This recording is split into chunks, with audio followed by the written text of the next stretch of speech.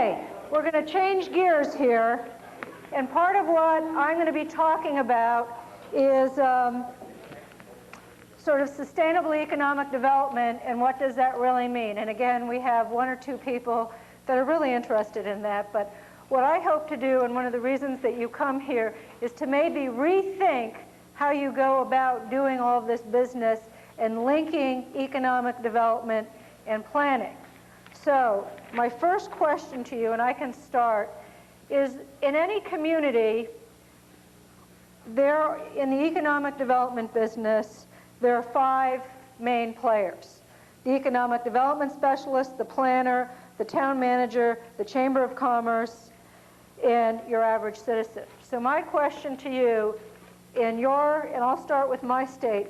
In my state, and I can say this because I used to be an economic development specialist of the governor's office, we were known as elephant hunters, okay? And what we would do is we would go out the big elephants, okay? We would do the trade shows, we would offer lots of incentives, and all that kind of stuff. In your state, or in your place where you are, what other things do economic development specialists do? Okay, let's move on then to the town manager. My experience with town managers or city administrators, and in my part of the world, people make a real distinction between managers and administrators, and they will fight over who actually has the most pull in the community, okay? But most of the town managers I know, and even city administrators, are in that unfortunate position of trying to balance a lot of different interests. And depending upon who their elected officials are, sort of how they go about economic development could be very different. I know in one community, Fruita, Colorado, where we've worked, the town manager is a little bit schizophrenic because his mayor would like him to be they want to be a very entrepreneurial community. But when we gave them sort of a range of choices of how they could go about thinking about their community, they also wanted to be fiscally responsible. They also wanted to clean up all the sort of little dirty holes because they've got annexation holes throughout their community. And when you talk to them, again, in small communities, you've got some elected officials that say, I want this, I want this, I want this. And as Phil talked about, you oftentimes have interests that tend to clash. Any other sort of stories that you have about town managers in terms of sort of how they act, react, or otherwise get pulled in 10 different directions? Now I'm going to run quickly through your average citizen because the best definition I ever had of what your average citizen wanted, I used to play a game with small town managers, and I would give them a card and I would say, we're going to play Fictionary, which is, you know, when you come up with a definition for a word, and I asked them to write down the definition of economic development. And one clever small town manager said, more money for me and my friends. And I always thought that was a great definition and a perfect perspective from your average citizen. What I want to then do is just talk a little bit about what are 3 economic development techniques. The first, and here's a good way to think about it. I don't know if any of you have seen this before. If you take any issue that you as a planner deal with, or whatever your role is in making place better, you have what I call how issues, which are a lot of the process stuff that Gary, Phil, and I have talked about. You have what issues, and you have value issues. And whatever you're dealing with in your community, if you think about that triangle and think about where people are at, it's very helpful in terms of moving a community forward. I would hold that people that do classic economic development are only concerned with one thing, and that's what. So these people, all they think about is what. They don't think about how they go about doing it. They don't care. The best example that I saw, I'll beat up on my own state, was one of my fellow economic development specialists landed this large corporation called McManus Industries, and they brought them and put them into Gunnison, Colorado.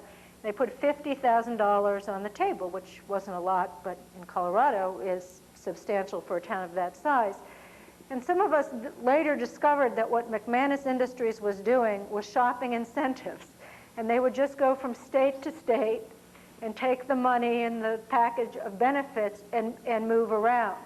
But if you're an economic development specialist, what you get rewarded for is landing those elephants. And it doesn't matter if I take an industry from Jeffstown and move it to Hopestown, because I still get points for doing that. Again, some of these people are getting a little bit more sophisticated and doing this whole concept of targeted industries, or beginning to think about the fact that certain places have certain resources. Good examples, there's a small town in Nebraska that recognized that one of the resources it had was being in the dead center of the country. Now, if you're in the business of being on the telephone and selling things, being in the dead center of the country has an advantage because you can call the East Coast Mountain Time, you can call the longest number of hours. So they did take that to their advantage, but it was still an issue of what? If you think about what people now call strategic planning, which in some ways, even if you pick up the Charlotte-Mecklenburg plan, they have a little diagram in there of what strategic planning is all about, and we all know what that's about. But the difference here is that people that do economic development or manage change, a lot of the strategic planning involves the how, okay? And thinking about how you move from one place to another and the importance of bringing people together.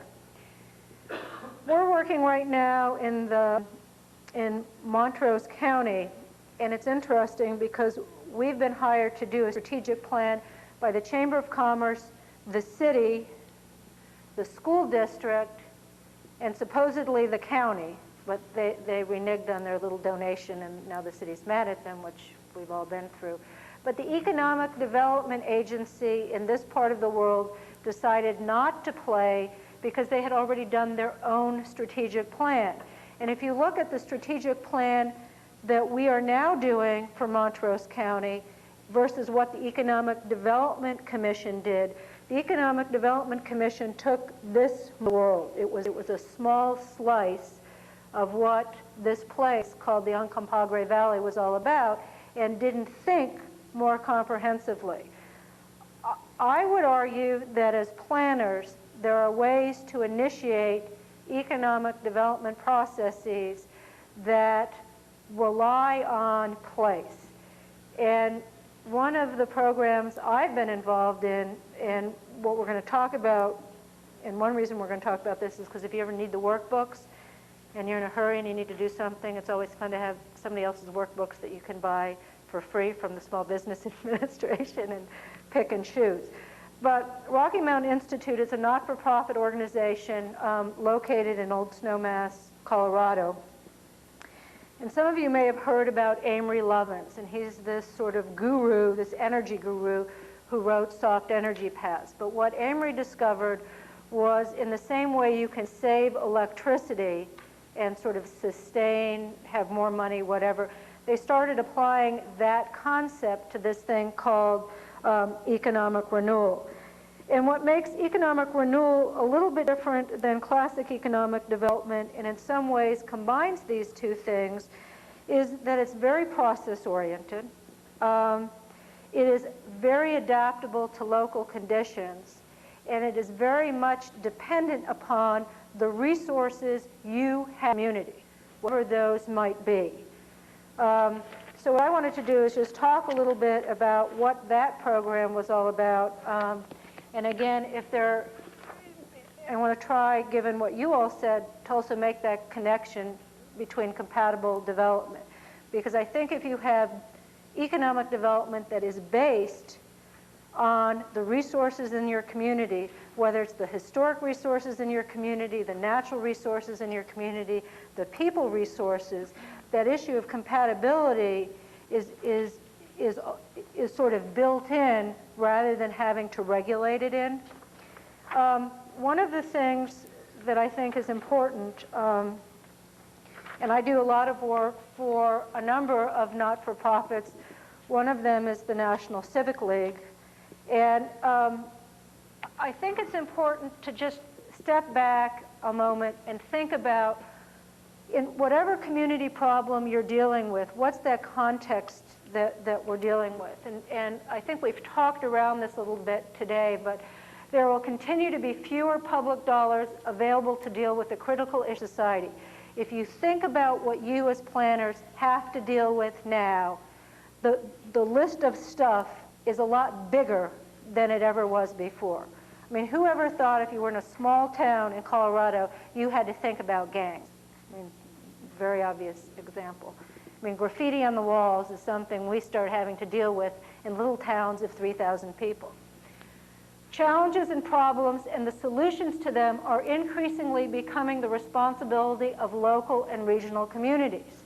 Part of what makes this tough, and I don't know about counties, a lot of you are from counties, in Colorado as an example, if you look at the statutes for cities, the statutes for towns, and the statutes for counties, that's a bad marriage to begin with. And to try and get those people to work together is very difficult. So we can all talk about regionalism, but we need to recognize that the institutional realities that we deal with make that tough. The increased local decision-making responsibility will place even greater importance on integrity and effectiveness in government. Okay, so there's always, people are sort of checking you out. What was interesting, if any of you caught the paper the other day, in Charlotte, there was an editorial in the paper about they're starting this privatization thing. And again, sort of cutting edge is they're asking businesses who can provide what service because they want to be effective. Collaboration and interdependence will be the watchwords for local and regional action. In a lot of the smaller communities, the whole concept of collaboration, it's not even a word in their dictionary. I'm going to kid this guy about using the word recursive, because I'll go into communities and people don't know what the word recursive is. There are even some communities I go to and they don't know what the word collaboration is. And the idea of collaboration is not something that they really want to practice, never mind participate in. We must focus on developing new strategies and new tools to get people and organizations to agree on a plan and then to work together to achieve it. Whatever Phil says, whatever I say, whatever process, whatever Gary will put forward, part of the processes we're talking about is looking at strategies and tools to get people and organizations to agree on a plan and work together to achieve it. So when you walk out of here tomorrow, I don't care what you pull out, and you can pick and choose from all of these processes, but there are different tools that you can use so that you can move people along. I think it's critically important to understand that community power has been widely and thinly divided. What does that mean? That means that one little guy that comes in the 13th hour in some meeting and starts screaming his head off has legitimacy, and if you're not careful, can derail months and months of efforts. And I bet you all have your favorite person in your communities who knows how to do that quite well. The last point, and I don't know how this is east of the Mississippi. In the Rocky Mountain regions, this is real tough. Community populations will become increasingly diverse ethnically, economically, and racially. I want to give you an example of a community. We went through a whole thing of trying to deal with this diversity issue. We gave them an exercise to do in diversity. This group of people came back at a town meeting and told the rest of us that there were 22 different ethnic groups in the community. But there were no ethnic problems.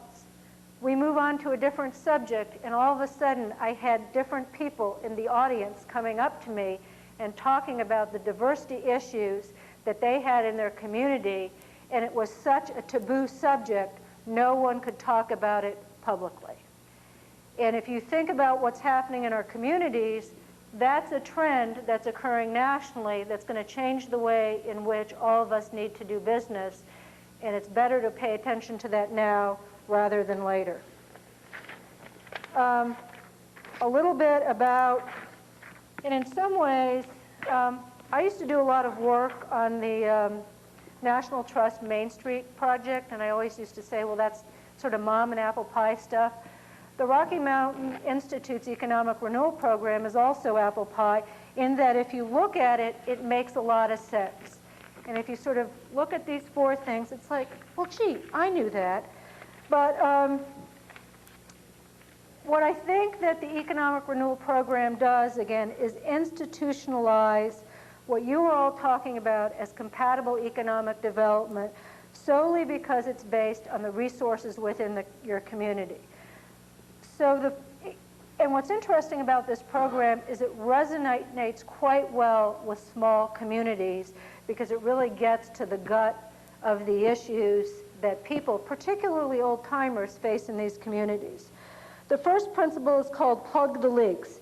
And what plug the leaks initially meant, and probably still means to most people at the Institute, is stopping the outflow of dollars from your community. The most common example of that is retail leakage, okay? So the new Walmart opens 30 miles, an hour down the road. No one's shopping in your downtown. They're going to the Walmart, 45 minutes away or whatever. The more I've worked on this and in other communities, there's another type of leakage that's very important to small communities, and that's the leakage of young people. And what people start recognizing is that they spend most of their community's resources educating their kids, and then their kids leave. Some rural communities that I'm dealing with are now saying it's okay for them to leave because they need to experience other places, but we need to figure out how to bring them back so that this becomes their home. So rather than putting the gate up, it's saying this is a resource, this is somebody we've educated, we want them back, and we need to think about, again, that quality of place that will bring them back.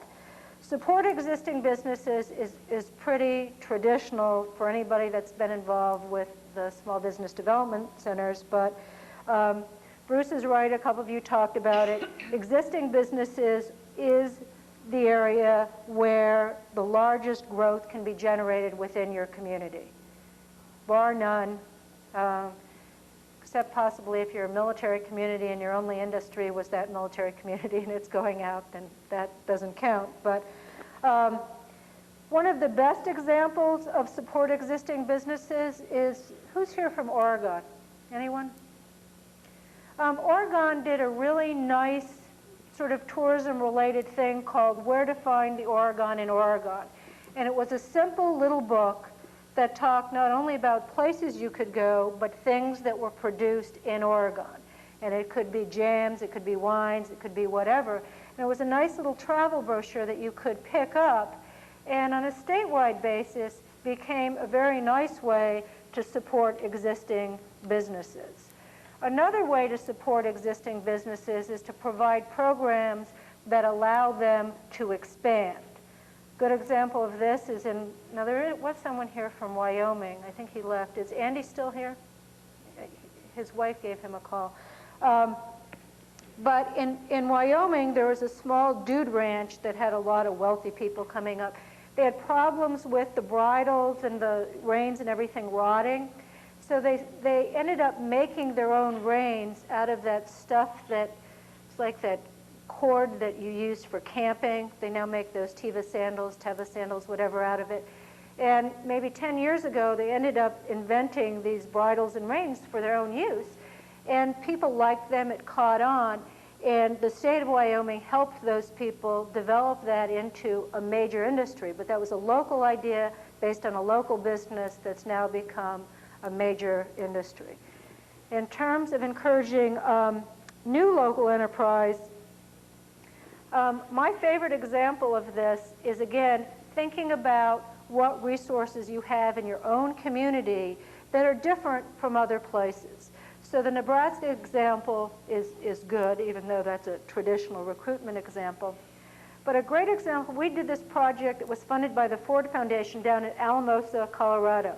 And Alamosa is one of those places, if you look on the weather chart, it gets really cold, it gets really hot, it has high winds. But it has this funny climate in that one of the few things that can be, they grow a lot of potatoes in the valley. But quinoa, does anyone know what quinoa is?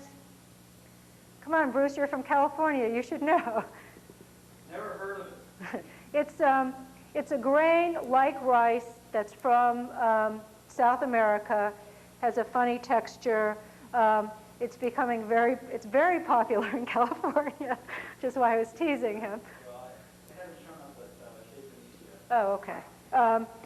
But in fact, they have found that rather than importing it from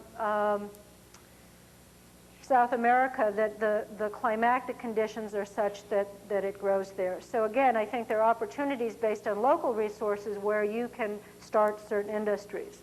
The last one is to recruit appropriate new business. And rather than this being the sort of targeted industry approach to doing this, it's really thinking about what your community is all about and what you have to offer. I think your name's Sandy, right? Right. Because you do heritage tourism. Right. Heritage tourism is part of this recruiting appropriate new business. Another example, I'll go back to Alamosa. Alamosa has these funny wells that are like hot water wells, and it's like, well, what do you do with these things? We went through this economic renewal process, and all of a sudden they realized that they could grow fish in those ponds, and it would be very cost effective because they didn't have to heat the water. So that's an example of recruiting appropriate new business. If you go through this type of exercise in your community, again, I would argue that it's not that much different than the other processes that Joe will talk about, that Phil just went through, but that in fact they're what we call, and I have a definition of a recursive process like that. Because you cycle through, and as you cycle through, you learn a little bit more. And I always think about it as a backwards cursive, because otherwise I can't think about the word. But basically, you saw the comprehensive planning thing I talked about earlier, and we had the same ready, aim, fire. This is exactly the same. It's a ready, aim, fire, where in fact during the first stage of this, okay, what you're doing is defining the problem, establishing outcomes, and really looking at what you have to work with, okay? And under each step, you're going through ready, aim, and fire. So once you recognize sort of what you have to work with, you then go through the development of the plan or the strategy, which is really sort of the process and the options.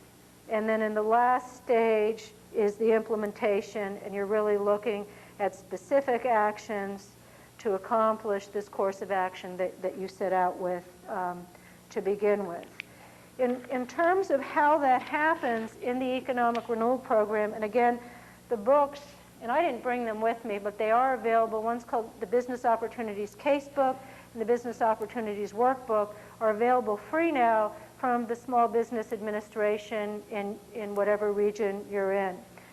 But again, and I guess why I think this is something planners can do is it's not that different from other kind of planning that we all do anyway.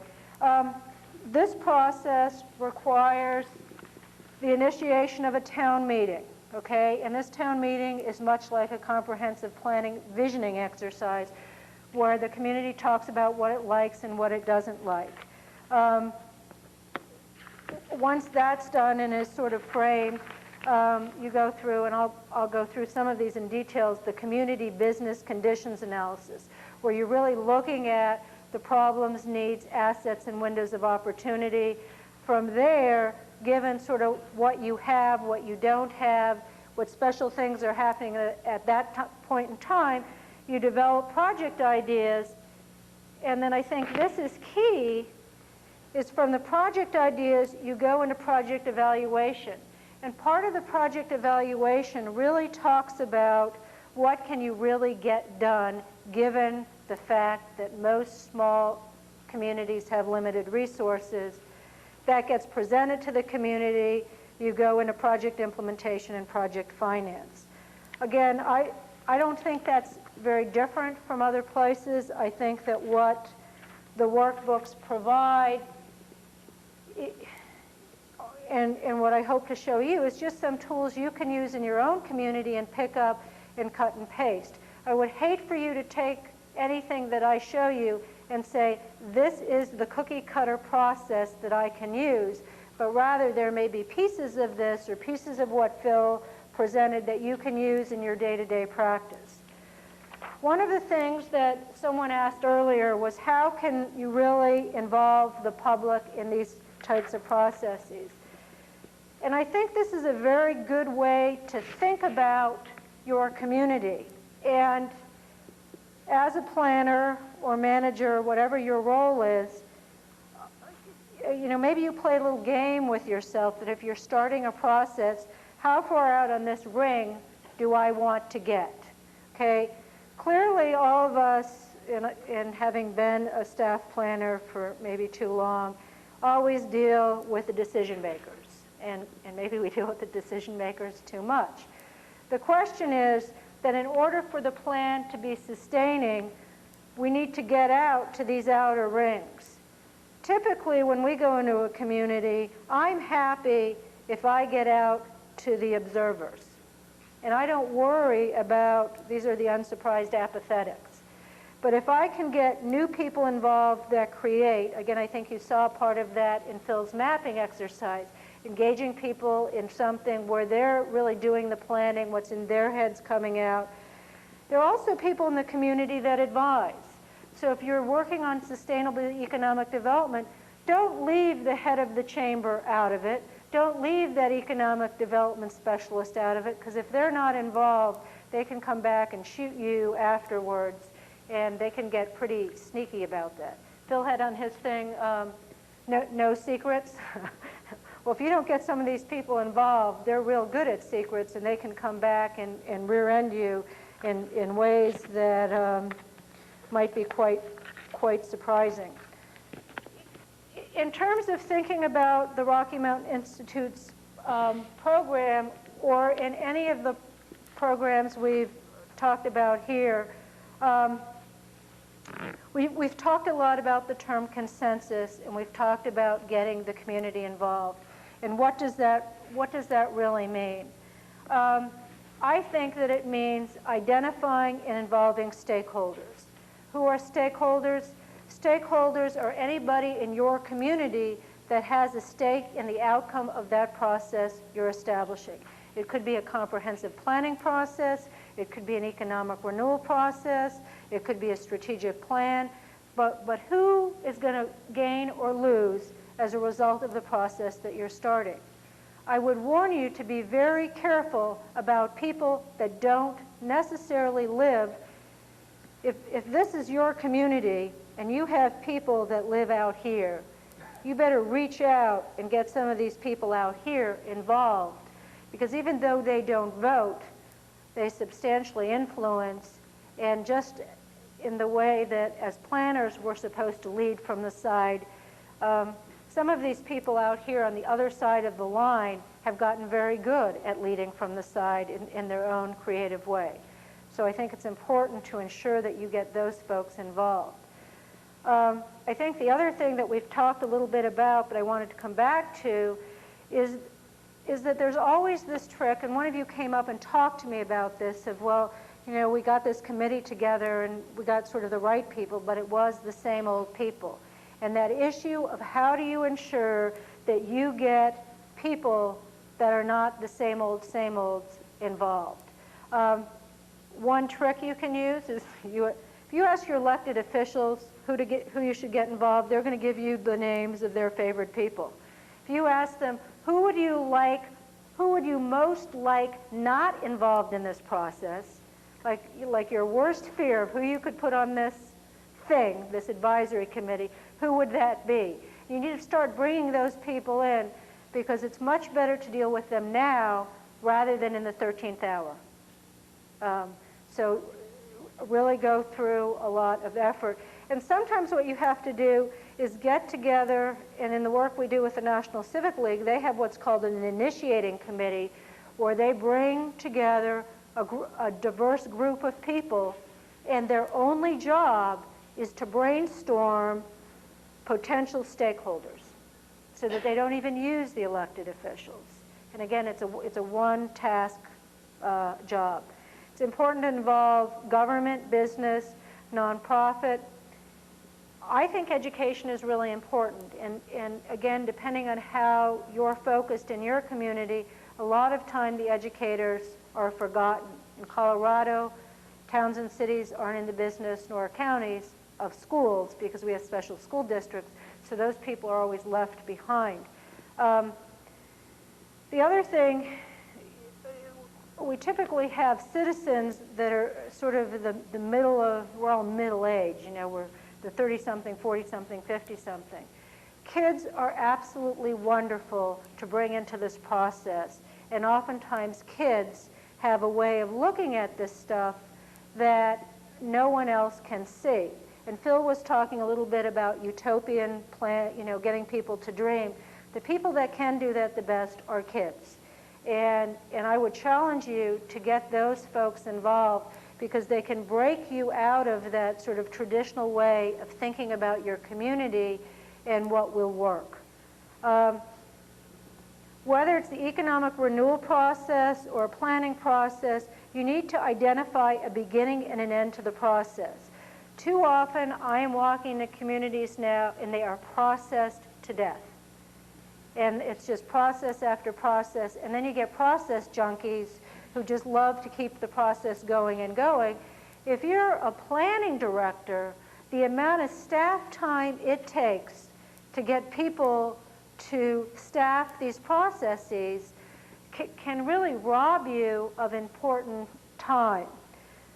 So a couple of rules. Be task specific with any sort of process you set up. Make sure you know what you're doing, what the end is. Don't take on the world or the universe. Don't try and solve all the economic problems. And then the two ends of the spectrum, do not form a committee for life, okay? And do not let the group take on a life of its own. Because if you think you have too much to do now, you get one of those groups and you're sunk, okay? The other thing, and it's really back to sort of the identification, is you need to agree on the problem, the mission, and the area of focus at the outset. Let me give you, thank you, an example from Morgan County, Colorado. Economically depressed, maybe not for long because they're near the new airport, and when that finally opens, maybe they'll have a future.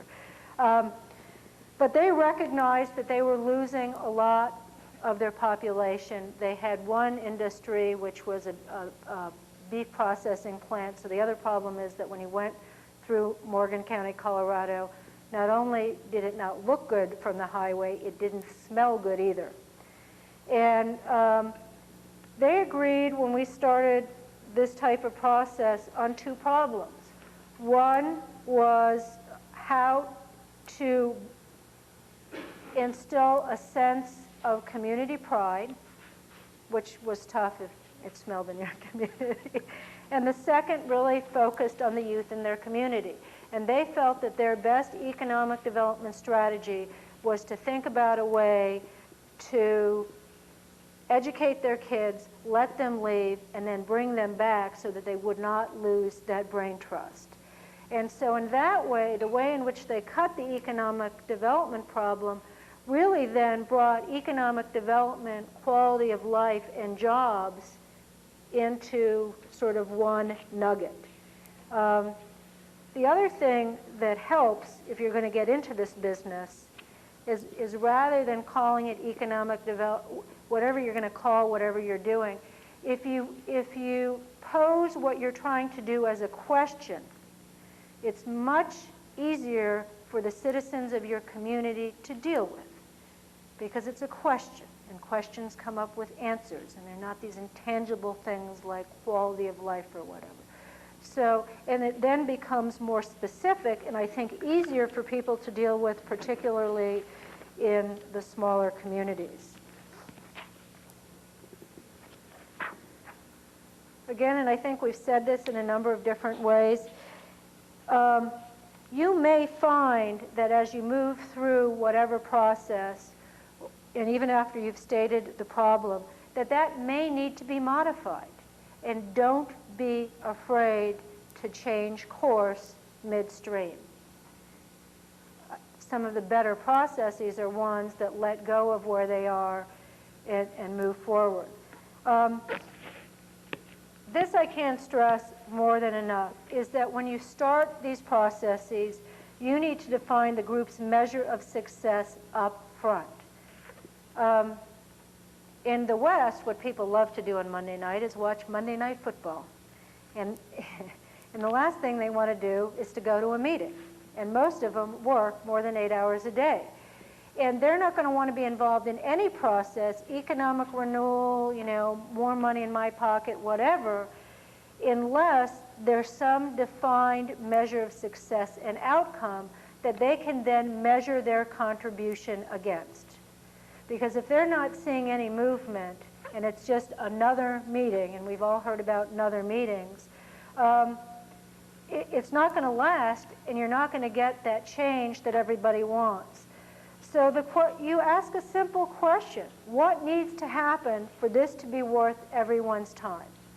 What do you, as an individual, need to see come out of this process for it to be successful? Now, these economic renewal processes, I have had people say, as long as we can work together towards one end, I'm happy. I've had other people want something very quantifiable, like, I want to see one new job in my community, or I want to see so-and-so businesses in downtown expand. I, like Phil, always talk about eating together, and in fact, I am known in certain communities as the pizza lady. Because for the last 3 years, I've had 17 elected officials eating pizza together. But it's true. The whole thing of breaking bread and sharing together and making decisions over food somehow, particularly in contentious situations, takes part of the sort of crunch out of all of this. The other important sort of saying is don't underestimate the value of social hour. If you're frustrated as part of the planning community that you can't get all of the people there, have some sort of social hour where you can bring people in and that people can talk and discuss, because it really helps, and particularly in situations where you've got people with opposing perspectives, or maybe angry because of things that you as the planner haven't done, or you as the elected officials haven't done.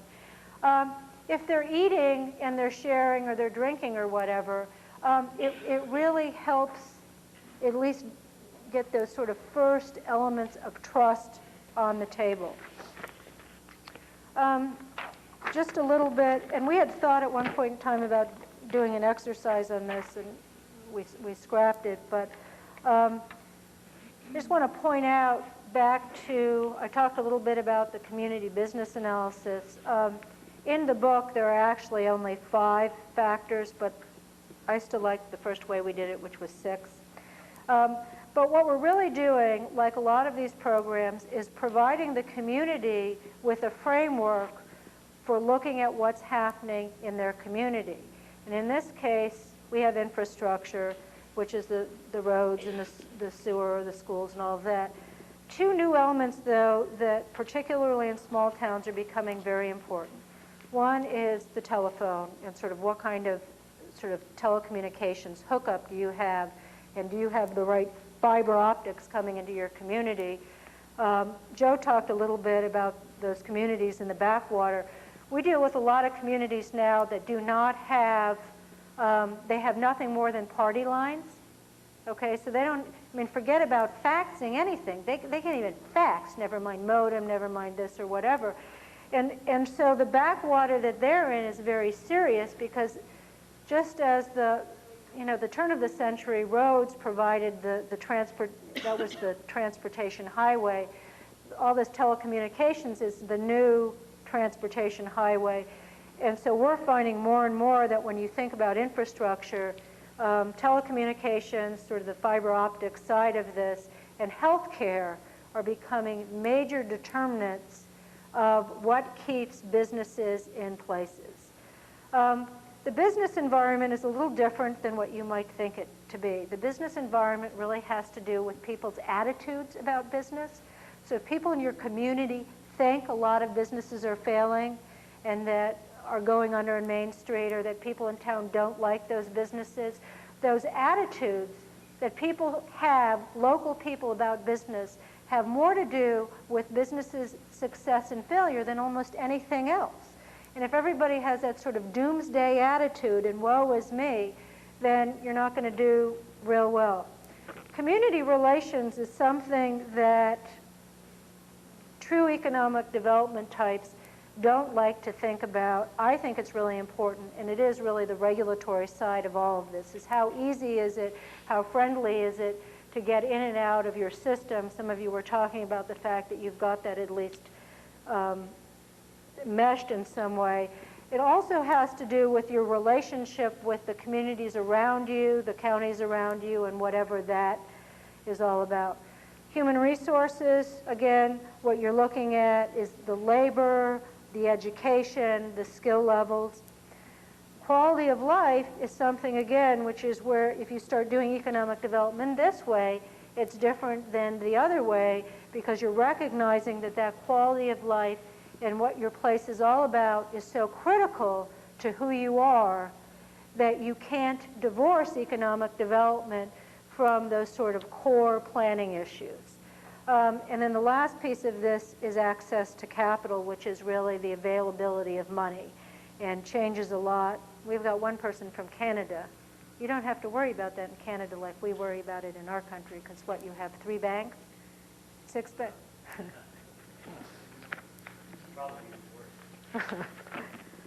So, but it's really who can get money, what rate is the money. But basically what people then go through, and this I find as being a really helpful tool, is what we call the problems, needs, assets, and windows of opportunity analysis. And this was in your packets, and I'm going to go through this. But again, I think this is a tool that you can bring back to the people in your community. So if you go through those first 4 factors, plug the leaks, support existing businesses, you can go through this little worksheet and say problems. Okay, what are the business problems you have in terms of supporting existing businesses? What obstacles or constraints are there to making it difficult to do business in your community? Business needs are the requirements of an individual or firm. One of the things, if you say, I'm a small business owner, what are my needs?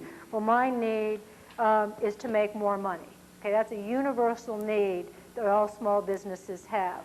But oftentimes you'll find in communities that there are other needs. Stuart Brand, who was the gentleman that wrote the Whole Earth Catalog, recognized that one of the needs in his large community in the Bay Area was, as a small businessman, you need to know sort of everything, but you're running around like us planners doing 10 different things. He simply brought together a group of business people in his community. They got together once a month and shared information. And what that did, and Mr. Brand hates to admit this, is it saved him a lot of money on the publication of something he was doing, because he was able to talk to another businessman who knew someone. But it's that whole idea of networking. And oftentimes in small communities, something as simple as that, and the example you gave of just bringing people together, it doesn't have to cost money. There are a lot of ways in which you can bring people together that's simply that information sharing that builds on that informality. Assets are something we ask people to think about that are the resources that make it attractive to do business in your community. You know, some people will say that it's attractive to do business in my community because I can park anywhere in my downtown and I can walk anywhere and I can do this and whatever it is. But there's certain simple facts, and particularly in small towns, people are looking for particular assets. In one small town we're working in right now, they're trying to move towards transit.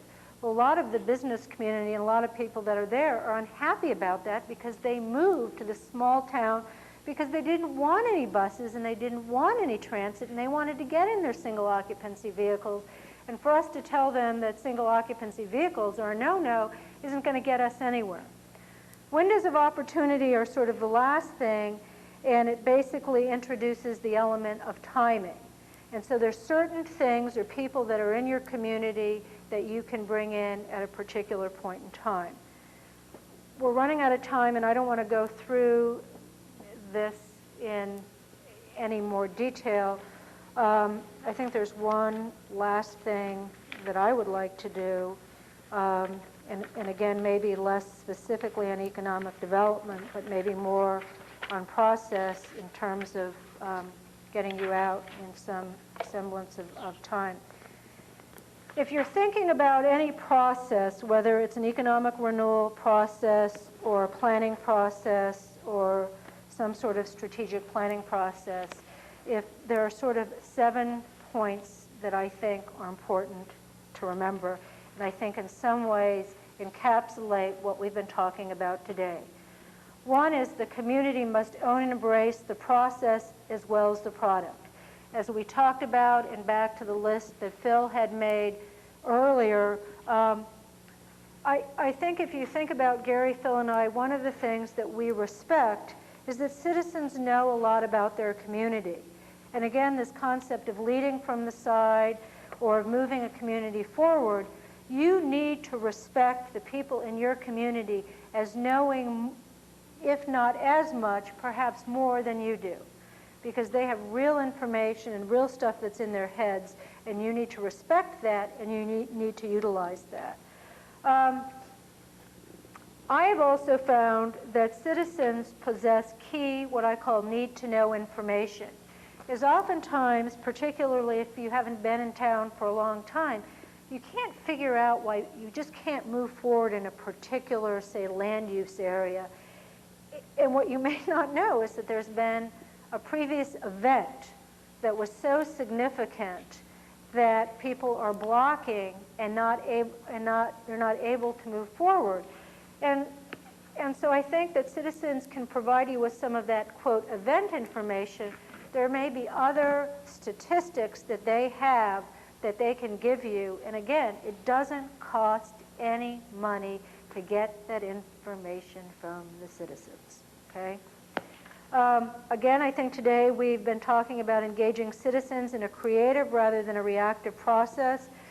What I think this means, okay, is I think it's important to use worksheets. In our work, we use a lot of worksheets. The people, I mean, part of why I was uncomfortable in this room is that we're sitting in this like theater style.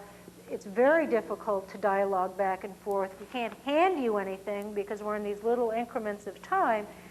And it would be much more fun to do something engaging where you had a real problem you could focus on, because you can learn as much from each other as you can learn from us. That same philosophy in these sessions applies to what happens in real places. I think that it's absolutely key not to focus on what I called wordsmithing. And I have seen too many plans, whether they're economic development plans, land use plans, and the consultant or the staff planner is sitting there and they say, okay, should we change start to initiate? Okay, give me a break, okay? That is not why people go to meetings, okay? We have word processors. Get out of that business. If you've got wordsmithers in the group, give them a thing, ask them to mark it up, and this is where I believe you need to do things perhaps, you know, in the back room. That wordsmithing oftentimes is not that important. There's some people that are better writers than others, and don't spend a lot of citizens' time doing that. I have found that humor is key, and whether that means cartoons, I mean, whatever that means, but oftentimes you walk into these communities and people are so serious. I mean, you think the world is going to end tomorrow. And I think part of what we have to do as planners is to help people understand that this is not, in many of these places, it's not do or die. I mean, I can go from Rocky Ford, Colorado, where we're dealing with 4th and 5th generation of poverty, And in those situations, there's some do or die situations. If I walk into Aspen, Colorado, where these people have more money and they're dead serious about this, it's like, lighten up, guys. You know, this is not the be-all and the end-all. And so whatever you can do so that people stop taking themselves so seriously, I think, is important. I think it's also important, for each of you to understand that any process that you engage in needs to be designed around work already done to date in your community. One of the scary things about developing the Rocky Mountain Institute's sort of economic renewal program is all of a sudden you have a book that has step by step by step by step. I never wanted people to pick that up and do it that way. I wanted people to Xerox, cheat, steal, and whatever, use what they could to work in their community. I think we've talked all along about understanding the local culture. Cultures do differ from place to place. And again, I think that's where a lot of the local folks, the use of confidential interviews as you enter a community can be very helpful. It's also important to understand the participation to date.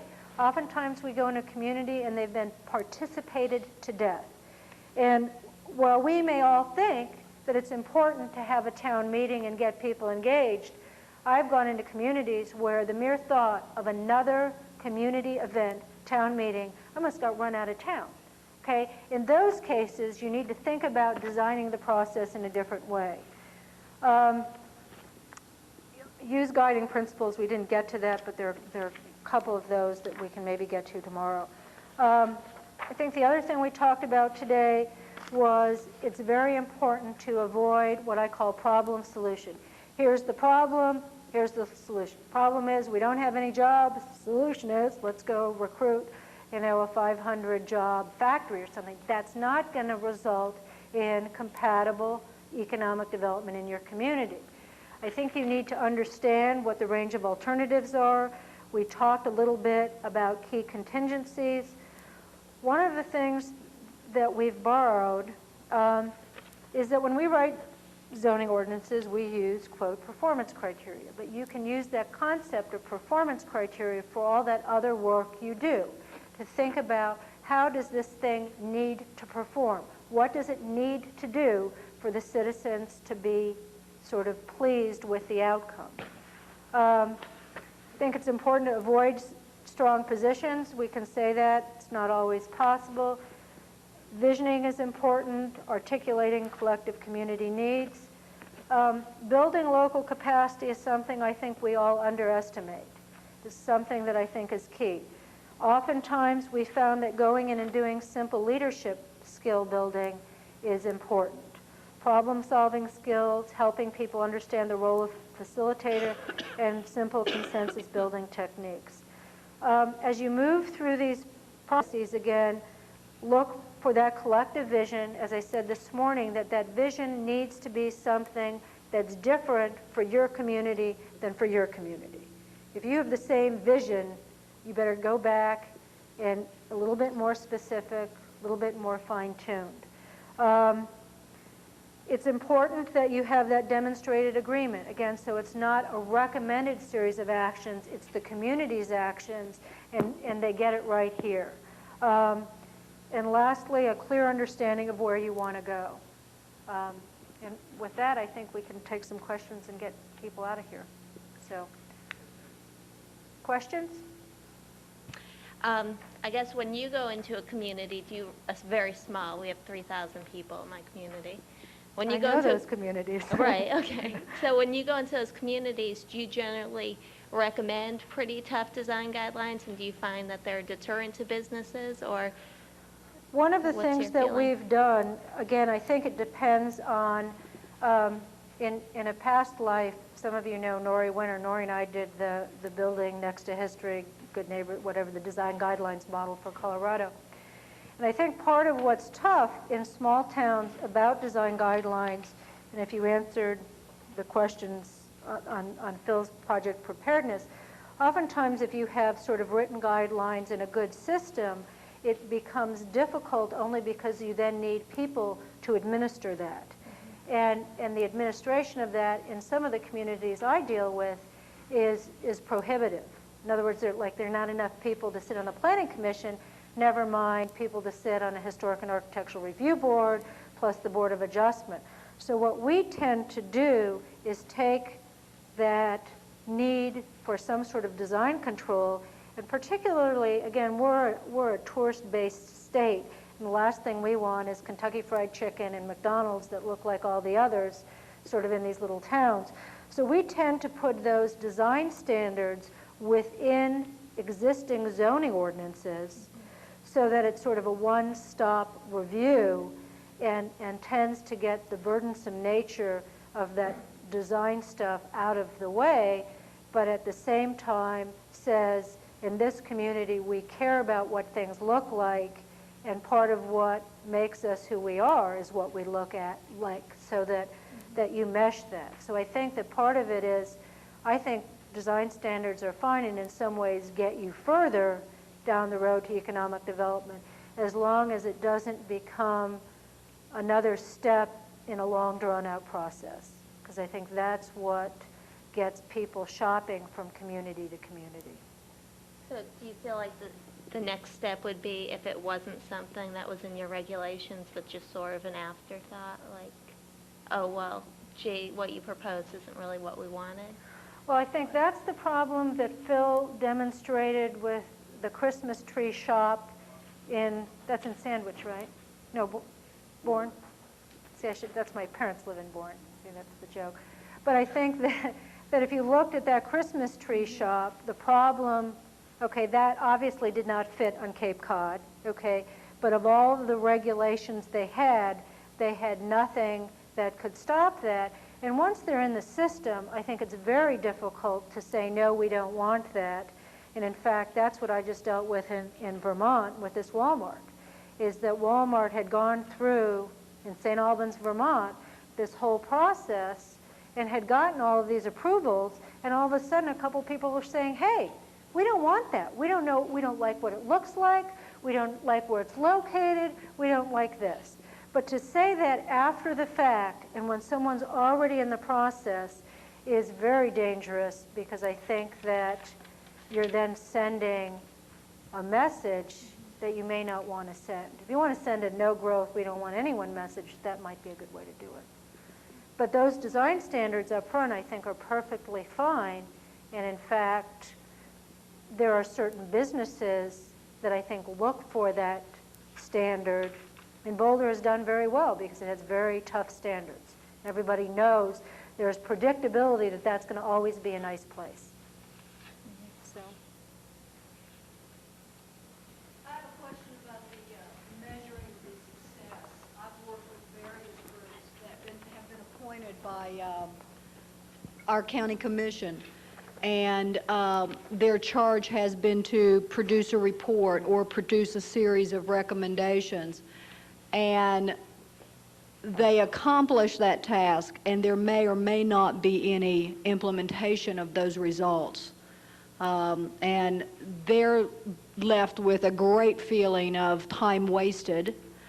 And in the meantime, over the course of several years, slowly, incrementally, maybe some of those recommendations have come into play, maybe not. But I'm seeking guidance on how you help a group better formulate a measure of success so that their effort does result in some reward for them. I think you come back to how that group was selected, and let me give you an example. In Montrose, where we're working right now, there was a sort of county-appointed process, and it was called Foresight 2020. It was an economic development push. There's a nice little report with little vision and all this kind of stuff and all of these actions, and it hasn't gone anywhere, okay? And in fact, the guy that wrote it on a volunteer basis is in the process we're doing now, and he's still scratching his head trying to figure out what makes the process we're in now different than that previous process. And the difference comes back to who's involved. Because what happens if those county commissioners they end up picking a pretty small set of folks, and they sort of go into the back room and they do their thing, and then they announce it to the rest of the community, and they expect the rest of the community to move forward, it's not so much what they're doing, it's how they're going about getting it done. And I would bet that there's not a lot of buy-in at the outset. Would that be accurate?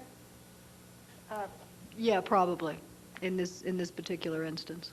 And so what you might want to then do is figure out how, given the charge, okay, one, the county commissioners give you a charge to do something, then if I was on that committee, what I might do is go to the citizens on a one-on-one basis and say, does this make sense?